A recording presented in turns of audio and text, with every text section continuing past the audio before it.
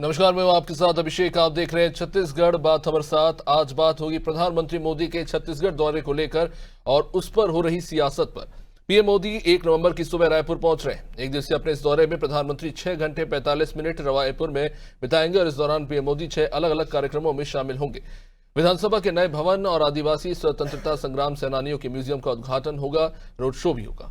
सत्यसाई संजीवनी child heart hospital में प्रधानमंत्री मोदी 2500 बच्चों के साथ अपनी बातचीत करेंगे। उनके हार्ट ऑपरेशन सफलतापूर्वक किए गए हैं, इसको लेकर बातचीत होगी और उसके बाद प्रजापिता ब्रह्मा कुमारी के शांति शिखर भवन का उद्घाटन करेंगे। वहीं आदिवासी फ्रीडम फाइटर म्यूजियम का भी उद्घाटन करने के बाद प्रधानमंत्री मोदी नवा रायपुर के मेला ग्राउंड में राज्य स्थापना दिवस के मौके पर आयोजित हो रहे 5 दिवसीय राज्योत्सव का उद्घाटन करेंगे। पीएम के दौरे के समय नवा रायपुर में 6 स्थानों पर 6 से ज्यादा झांकियां भी बनाई जा रही है और इनमें ऑपरेशन सिंदूर से लेकर नक्सल मुक्ति, लखपति दीदी और मेहतारी वंदन योजनाओं की झांकी शामिल है। अब इस पर तंज कसते हुए प्रदेश कांग्रेस अध्यक्ष दीपक बैज कह रहे हैं कि प्रधानमंत्री मोदी के दौरे पर 5 स्टार सुविधाएं जुटाने के लिए तामझाम में करोड़ों रुपए फूके जा रहे हैं। राज्य के गरीबों को अस्पताल में इलाज नहीं मिल रहा, मुफ्त जांच की सुविधा नहीं मिल रही। बैज आरोप लगा रहे हैं कि कांग्रेस सरकार के समय शुरू किए गए मुफ्त की जांच की सुविधाएं तक शायद सरकार ने बंद करवा दी और अब एमआरआई से लेकर सिटी स्कैन जैसे तमाम चीजों के लिए गरीब मरीजों से हजारों रुपए वसूले जा रहे हैं। क्या छत्तीसगढ़ में स्वास्थ्य सेवाएं कांग्रेस शासन के मुकाबले बदतर हो रही हैं?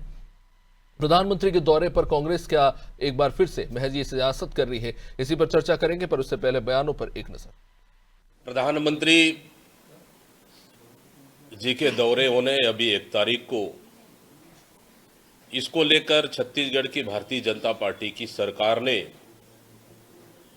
उनके दौरे को लेकर 5 स्टार तैयारियां की जा रही है और उनकी तामझाम में करोड़ों रुपए खर्च किया जा रहा है। लेकिन दुर्भाग्य है कि इस सरकार ने छत्तीसगढ़ के गरीबों के इलाज के लिए पैसा नहीं है, अस्पतालों में इलाज नहीं हो पा रहे और साथ ही मरीजों की जांच तक नहीं करवा पा रही है। माननीय प्रधानमंत्री जी का आना अपने आप में ही छत्तीसगढ़ के लिए एक बड़ी घटना है। डबल इंजन की सरकार ने जितनी तेजी से रफ्तार पकड़ी है वो रफ्तार दुगुनी होगी और रजत जयंती वर्ष है छत्तीसगढ़ का, विधानसभा का, और इस रजत जयंती वर्ष में छत्तीसगढ़ के लिए जो मील का पत्थर होगा वो मोदी जी की यात्रा होगी। यात्रा को लेकर कई कांग्रेस सवाल उठा रही है। मोदी जी के बोल रहे हैं कारपेट बिछाए जा रहे हैं, इस तरीके की बात की जा रही है। मोदी जी तो एक राष्ट्रीय अंतर्राष्ट्रीय चरित्र है ना, कारपेट बिछा रहे हैं, कोई भी अन्यथा नहीं। गुलाब फूल तो ट्रकों ने बिछा जा रहे हैं ना। एक असंवैधानिक व्यक्ति के लिए, किसी संवैधानिक पद पर न बैठा हो ऐसे व्यक्ति के लिए गुलाब फूल तो नहीं बिछाया रहा है। कांग्रेस ने यही डाली वो परंपरा। कितने ट्रक गुलाब फूल बिछाए थे कांग्रेस वाले प्रियंका गांधी के लिए।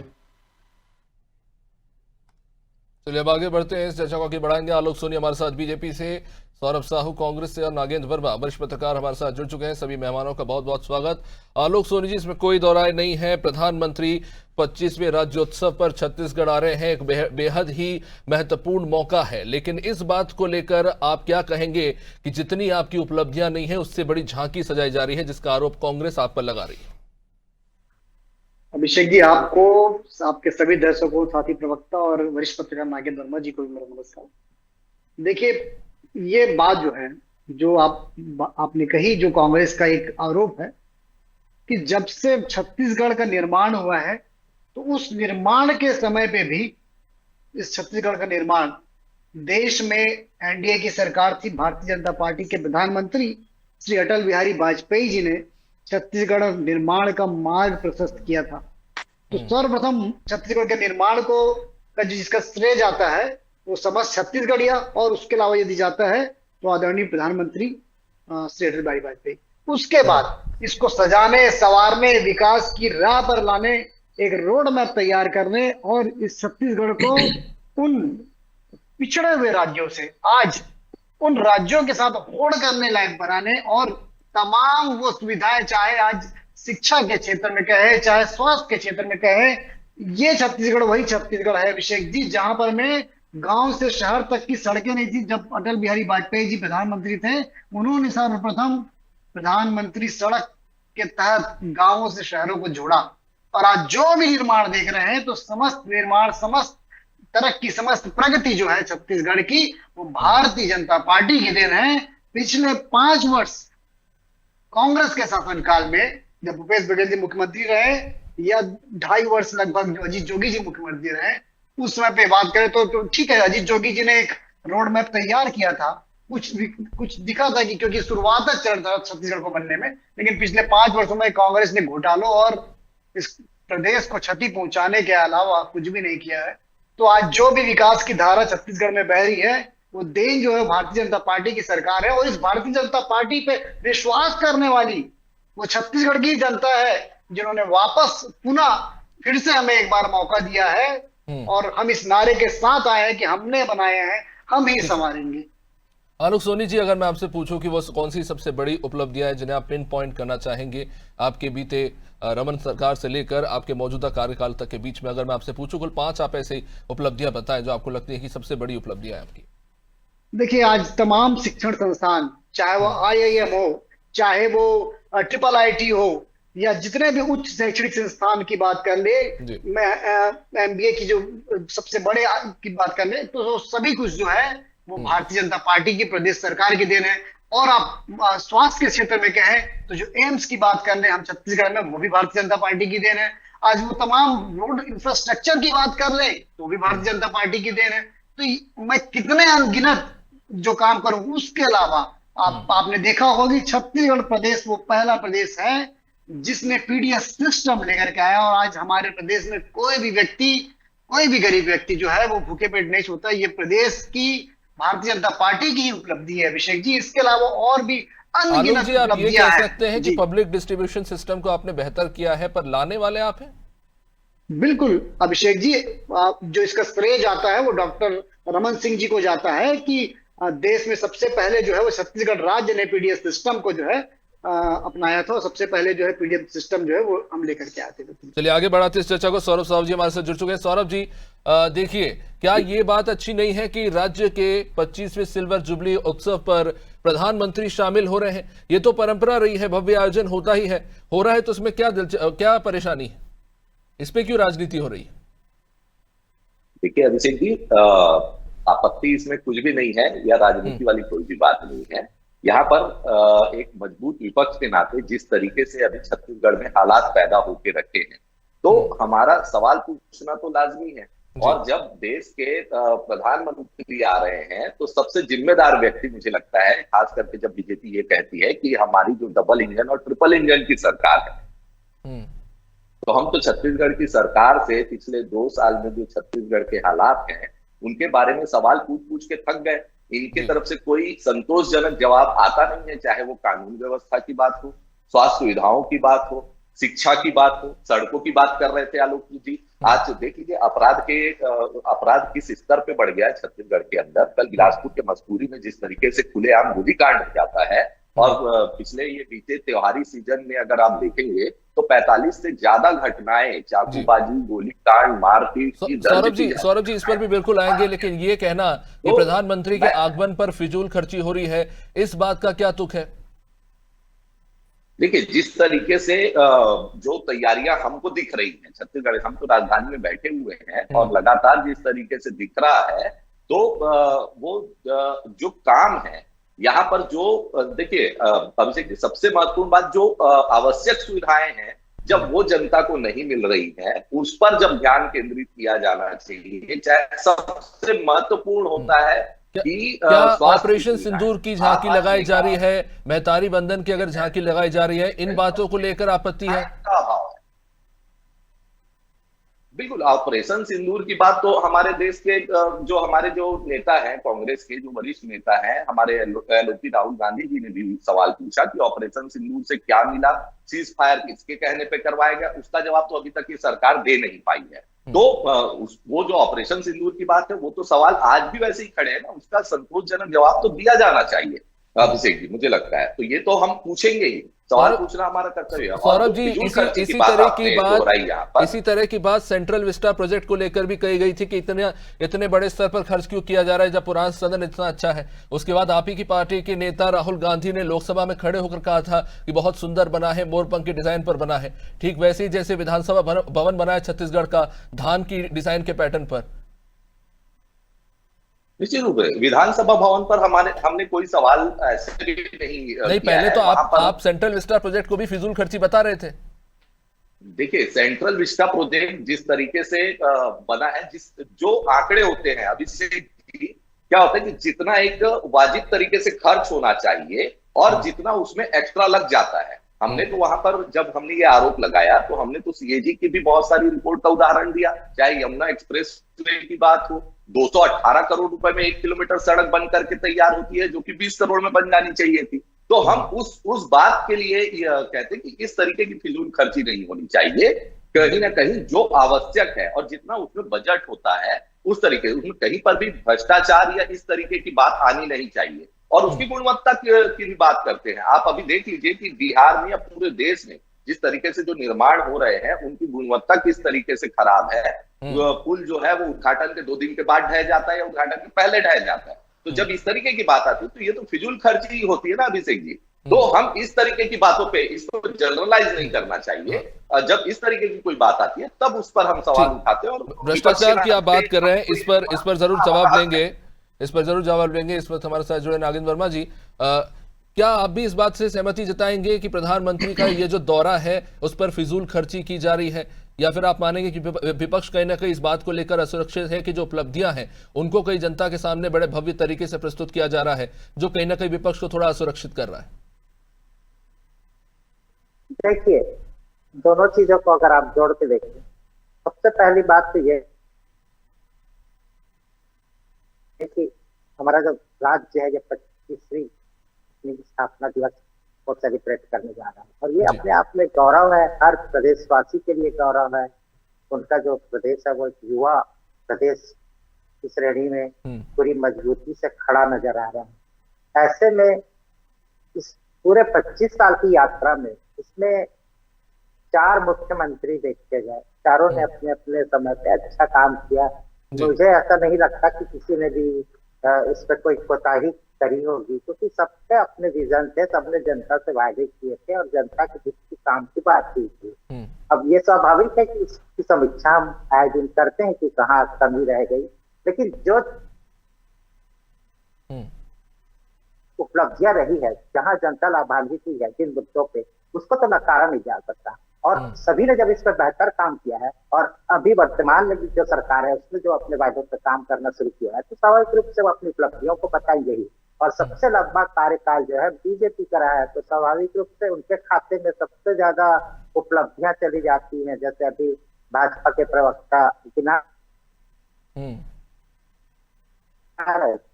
क्योंकि वो लाजमी है, जो चीजें हैं प्रदेश में जिन चीजों की जरूरत थी वो सारी चीजें हैं, लेकिन प्रतिपक्ष कांग्रेस ने भी जो बातें कही है वो भी कहीं गलत नहीं है। जहां जन सुविधाओं में कहीं कमी नजर आती है, स्वाभाविक रूप से दावे बड़े बड़े किए जाते हैं कि सड़कों की हालत, लेकिन प्रदेश में अभी भी आप देखिए तो बहुत सारी सड़कें जो है वो बड़ी कष्टप्रद है, उसमें एक्सीडेंट्स भी हो रहे हैं। इसका कारण यही है कि सड़क की स्थिति बड़ी खराब है। बस्तर जाने वाली सड़क जो है रायपुर से जगदलपुर, वो आज भी उसमें रोज जाम लग रहा है केसकाल के पास। इन सब चीजों को बिल्कुल उसकी अवहेलना कर दी गई है विकास के मापदंडों पे। उसी तरीके से बहुत सारे ऐसे भ्रष्टाचार के मामले सामने आ रहे हैं जिसमें स्वास्थ्य सेवाओं को लेके, इक्विपमेंट्स की खरीदी को लेके, दवाओं की खरीदी को लेके, तो इन सब चीजों पे जब बात होती है तो ये बातें तो जनता के हित में हो रही है। जनता कहीं ना कहीं अपने आप को इससे जुड़ा समझती है। जो जनप्रतिनिधियों के हित की बात करते हैं उनको वो स्वाभाविक रूप से अपने सिर आंखों पे लेते हैं, क्योंकि उनके दिल की बात कह रहे हैं, तो उनको भी आप दरकिनार नहीं कर सकते। और उन्हें ये जवाबदारी भी दी हुई है कि वो उनके हित की बात करें। तो ऐसे समय में हम ये कहें कि राज्योत्सव में समीक्षा आलोचना का स्वरूप, तो उसको मैं एक दूसरे दृष्टिकोण से भी लेता हूँ कि ये एक अवसर है, उत्साह का अवसर है, इसमें सारी चीजों को थोड़ी देर के लिए आप ये कह रही है एक तरह का त्योहार है। मैं इस पे आना चाहूंगा नागेंद्र जी। तमाम राजनीतिक दलों के इतर क्या हमने इस बात को बड़ा नॉर्मलाइज कर दिया है कि हम जो एक्सेसिव खर्चा करते हैं बड़े बड़े मंच सजाने में, मैं किसी एक राजनीतिक दल की बात नहीं कर रहा, बड़े बड़े मंच, बड़े बड़े होर्डिंग, फ्रंट पेज पेपर में न्यूज एड्स और ये जो छपते हैं, इस पे जो अंधाधुंध पैसा खर्चा हो रहा है। और अगर छत्तीसगढ़ राज्य की बात करें, मैं किसी एक राजनीतिक दल की यहाँ बात नहीं कर रहा इस वक्त, आपके ऊपर अतिरिक्त आर्थिक बोझ है वैसे भी, उसके बावजूद भी तमाम राज्यों में हम देख रहे हैं राजनीतिक दल अंधा पैसा एडवर्टाइजमेंट में खर्च कर रहा है। क्या ये चिंता का विषय नहीं होना चाहिए? पता नहीं, शायद किसी दिन एक आरटीआई दायर हो और पता चले कि कितना पैसा फूंक दिया जा रहा है इन एडवर्टाइजमेंट में।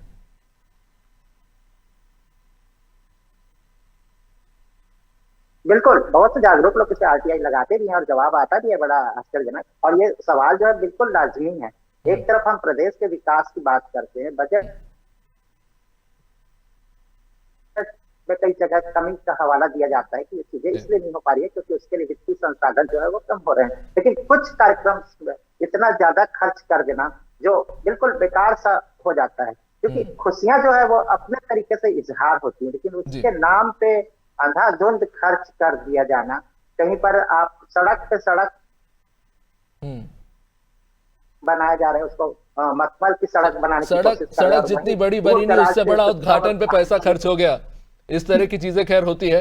लेकिन आलोक जी, इस पर आना चाहूंगा कि अस्पतालों को लेकर बात हो रही है। दीपक बैद जी जो कह रहे हैं वो उनकी जगह पे है और उस पर भी कहीं ना कहीं ये भी मामला गंभीर विषय है। लेकिन कुछ महीने पहले खुद ब्रजमोहन अग्रवाल जी ने मुख्यमंत्री विष्णुदेव साय को लेटर लिखा था, अस्पताल में ऑपरेशंस नहीं हो रहे, गरीब लोग परेशान हो रहे हैं, बेसिक सुविधाएं नहीं मिल रही है उनको, उसके लिए महंगे महंगे अस्पतालों में, प्राइवेट अस्पतालों में खर्चा करना पड़ रहा है। उस पर आप क्या कहेंगे? देखिए कपिल जी, ये जो सीधा प्रश्न आपने कहा है, मैं सीधा जवाब भी आपको दूंगा कि अभी आज की स्थिति में जी जो भी शासकीय अस्पताल है छत्तीसगढ़ में, वहां मुफ्त में इलाज हो रहा है। और रायपुर के भी बड़े एक अस्पताल की बात की गई कि वहां पर में मुफ्त में जांच नहीं की जा रही, जिसकी घोषणा स्वास्थ्य मंत्री जी ने की कि मुफ्त में जांच की जाएगी वहां पर में। तो ये एक मैटर आपका जो है, मैं बता दूं आपके दर्शकों को कि ये अभी शुरू हो चुका है। दूसरी चीज, सड़कों की बात हो रही थी, तो जहां तक सड़कों की बात है, तो 5 वर्ष में जब कांग्रेस का शासनकाल था, तो ये सड़क जो है निरंतर जो है, ये कहना चाहिए कि एक मेंटेनेंस मांगता है हर सड़क। हमने इंफ्रास्ट्रक्चर तैयार किया, लेकिन उसके बाद उसकी जो मेंटेनेंस की जिम्मेदारी है, उसे और नए सड़क बनाने की जिम्मेदारी जो थी आने वाले सरकार की थी, कांग्रेस की थी, उन्होंने ये काम नहीं किया। 5 वर्ष इंफ्रास्ट्रक्चर पे कोई भी विकास नहीं हुआ। और ये आज खर्चों की बात करते हैं, जिन्होंने बोरे बासी जैसे कार्यक्रम पे, जो गरीब आदमी अपने घर में पुराने चावल के साथ में, मैं कहता हूँ मुश्किल से 10-20 रुपए में संपन्न हो जाता है, करोड़ों रुपए खर्च कर दिया इन्होंने उस आयोजन पे, करोड़ों रुपए। एक ऐसे असंवैधानिक व्यक्ति के लिए सड़क पे करोड़ों रुपए के पुल बिछा दिए थे इन्होंने प्रियंका गांधी के लिए। वो आज हमसे खर्चे की बात कर रही है। और जहां तक खुशी मनाने की बात है अभिषेक जी, मैं आपको एक शेयर करना चाहूंगा, एक इवेंट शेयर करना चाहूंगा। जब छत्तीसगढ़ राज्य बना था, तब मध्य प्रदेश के मुख्यमंत्री दिग्विजय सिंह जी आए थे, और उनके साथ जिस तरह से धक्का मुक्की का व्यवहार हो रहा था, और कांग्रेस उस समय पे आपस में लड़ रही थी कि कौन होगा मुख्यमंत्री, उस समय खुशी मनाने वाले छत्तीसगढ़ राज्य की स्थापना की वो भारतीय जनता पार्टी के युवा मोर्चा, भारतीय जनता पार्टी के सदस्य, भारतीय जनता पार्टी के कार्यकर्ता थे। हमने खुशी मनाई थी, लेकिन कांग्रेस उस समय गद्दी के लिए लड़ाई लड़ रहे थे। तो ये जो बात की जा रही है, ये छद्म छत्तीसगढ़ियावाद की जो बात पिछले 5 वर्षों में कांग्रेस करते आई, और जिस तरह से छत्तीसगढ़ को लूटा। आलोक जी, प्रियंका गांधी जी के लिए फूल जो बिछाए गए वो पार्टी ने अपने पैसों से खर्च किए या फिर सरकारी पैसों से खर्चे, मुझे उसकी जानकारी नहीं है। लेकिन आलोक जी, क्या आप ये दावे के साथ कह सकते हैं कि आपकी मौजूदा सरकार में पूरी तरह से भ्रष्टाचार जो है खत्म हो गया है? उदाहरण के लिए भारतमाला प्रोजेक्ट को ही लीजिए, निकलकर तो सामने आया। भारतमाला प्रोजेक्ट की जिसकी बात की जा रही है, वो प्रोजेक्ट भी जो है कांग्रेस शासन की, और उस समय का भ्रष्टाचार उजागर हुआ है। और जहां तक बात भ्रष्टाचार होने की है, तो ये जरूर, मैं ऐसा बिल्कुल भी नहीं कहूंगा कि कहीं पर मैं नहीं हो रहा है या कहीं पर पूरी तरह से बंद हो गया है कि बिल्कुल राम राज्य है। राम राज्य किस समय का, मैं ये कह रहा हूं कि आज यदि कहीं पर में भी कोई भी भ्रष्टाचारी है, कोई भी दुराचारी है, कोई भी व्यक्ति अपराध कर रहा है, तो वो बच नहीं सकता। ये हमारी नीति है। हम 0 टॉलरेंस नीति के साथ चल रहे हैं भ्रष्टाचार के लिए, और उन तमाम व्यक्तियों को आज भी बड़ी कार्रवाई है। ईओडब्ल्यू ने बहुत सारे पुराने कार्रवाई जिन्होंने किया था, भ्रष्टाचार किया था, उनके घर में भी छापे पड़े हैं। तो हम जीरो टॉलरेंस की नीति के साथ चल रहे हैं, हम उसे बर्दाश्त नहीं कर रहे हैं कि अगर आप भ्रष्टाचार करेंगे और बच जाएंगे, ये हमारे शासनकाल में संभव नहीं हो पाएगा अभिषेक जी। सौरभ जी, जहां तक ठीक है, मैं जवाब इसको ले लेता हूं। सौरभ जी, बड़ा आसान होता है, बड़ा आसान होता है बीजेपी से ये तमाम आरोप लगा देना, लेकिन आपकी जो पूर्व की सरकार थी, अगर उसके आंकड़े उठाकर देखें तो कुछ खास अच्छे नहीं है। युवाओं को ना आप रोजगार दे पाए, ना रोजगार भत्ता का जो आपने वादा किया वो कर पाए। आपकी सरकार में भी कई घोटाले हैं जो अब जाकर उजागर हो रहे हैं, क्या कहेंगे? देखिए अभिषेक जी, 2 साल से ये सरकार में बैठे और बहुत ही हास्यास्पद है कि आप जो भी सवाल पूछ रहे हैं उसके लिए ये पूरा कांग्रेस को जिम्मेदार मानते हैं, और ये इनका शीर्ष नेतृत्व से लेकर नीचे तक के नेताओं की आदत है, क्योंकि ये तो अभी तक नेहरू जी को नहीं छोड़ पाए हैं कि देश के जो हालात हैं उसके लिए आज भी ये नेहरू जी को ही जवाबदार मानते हैं। सबसे इम्पोर्टेंट बात देश के पार्टीशन के समय सरकार कांग्रेस की थी। आलोक जी, आपने बोला, मैंने सुना, आप पूरा जवाब ले लीजिए। पहले भ्रष्टाचार में जीरो टॉलरेंस की ये बात कर रहे थे। यहाँ पर आप देखिएगा कि 32,000 रुपए में ये एक जग, 1,000 रुपए का जो जग नहीं होता है उसको 32,000 में खरीद कर लाते, उस पर क्या कार्रवाई की है? ये जीरो टॉलरेंस की बात कर रहे हैं। 1 लाख रुपए का सीसीटीवी स्मार्ट पैनल जो होता है, जो स्मार्ट क्लास में लगता है, उसको 9,90,000 में खरीदते हैं।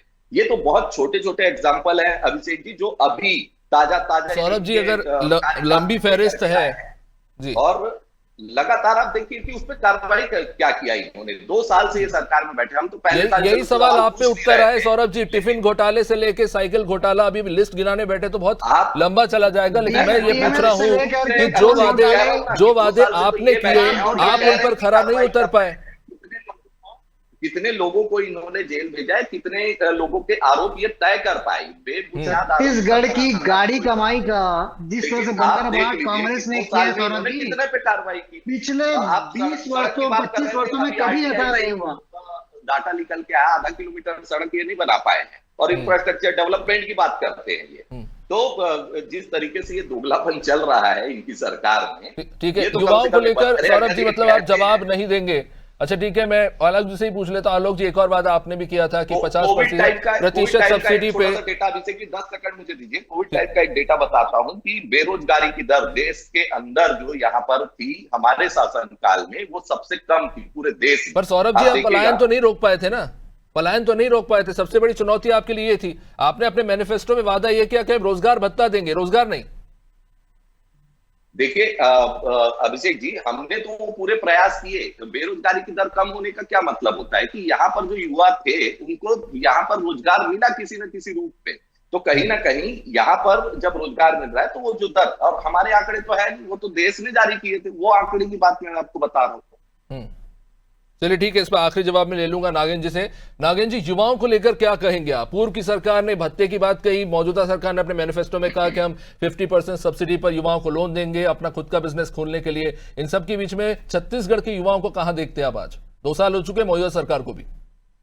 देखिए, सरकारें आ रही हैं, जा रही हैं, लेकिन युवाओं के भविष्य को लेकर अभी भी जो एक समग्र चिंतन होना चाहिए गंभीरता से, उसमें कहीं ना कहीं वो चीजें नजर नहीं आती। निश्चित रूप से पिछली सरकार जो है भ्रष्टाचार के मामलों में फंसी और बहुत सारे प्रकरणों की जांच हो रही है, क्योंकि बीजेपी ने इसी बलबूते पे यह सत्ता हासिल करी है कि वो पिछली सरकार के भ्रष्टाचार को बेनकाब करेगी और जो जिम्मेदार उनको सजा मिलेगी, और उसको लगे भी हुए। लेकिन आप देखिएगा कि ग्रामीण अर्थव्यवस्था को सुदृढ़ करने की एक कोशिश जो की थी पिछली सरकार ने, उसमें मुझे लगता है कि युवाओं को काफी संबल मिला था। हालांकि वो भी मामला आगे चल के भ्रष्टाचार की भेंट चढ़ता गया, क्योंकि उसमें भी जो पक्षपात कहीं ना कहीं पैदा होने लगा था। तो इन सब चीजों को अगर देखें तो कभी छत्तीसगढ़ के जो युवा हैं, जिनको उम्मीद है कि उनके राज्य में ज्यादा से ज्यादा रोजगार का अवसर आएगा, उद्यम शुरू होंगे, उद्योग शुरू होंगे, उनको और बेहतर से बेहतर शिक्षा मिलके वो ज्यादा से ज्यादा नियोजित होंगे अपने व्यवसाय में, लेकिन कहीं ना कहीं उन सब चीजों में वो गति नहीं आ पाई जो आनी चाहिए थी। और अभी भी युवा जो है छत्तीसगढ़ में ठगा ही महसूस हो रहा है, और यहाँ के लोग जो पढ़ लिख जा रहे हैं, बहुत अच्छा से कुछ करने की कोशिश कर रहे हैं, उनको अपने रोजगार की तलाश में दूसरे स्टेट में ही जाना पड़ रहा है। यहाँ पर अभी भी उनको वो जमीन जो मिलनी चाहिए थी, जो उनके हक था, वो अभी भी नहीं मिल पा रहा है। वो प्रदेश के विकास में अपनी भागीदारी को सुनिश्चित नहीं कर पा रहे हैं। ये सबसे बड़ी विडंबना है। निश्चित रूप से युवाओं को लेकर काम करने की बेहद गंभीरता से जरूरत है। खैर, बहुत बहुत शुक्रिया आप सभी का इस चर्चा में जुड़ने के लिए। तो राज्योत्सव का मौका है, खुशी का मौका है, सिल्वर जुबली छत्तीसगढ़ की स्थापना की, अच्छी बात है, लेकिन जो गंभीर मुद्दे हैं छत्तीसगढ़ के, उस पर भी काम करने की जरूरत है। देखते रहिए आनंद टीवी।